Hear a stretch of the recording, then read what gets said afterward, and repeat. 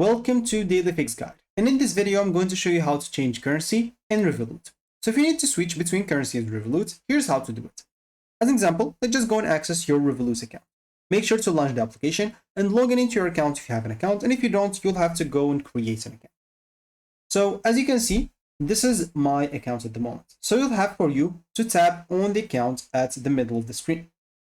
Here, as you can see, you should find a lot of options. For you, you'll have to go and click on Add New. Once you click on Add New, you can choose here, as an example, a currency account.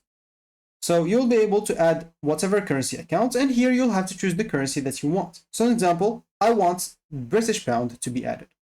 So now, as an example, I do have here, if I click on my account, I do have two accounts. I have an account for Euro, an account for the British pound.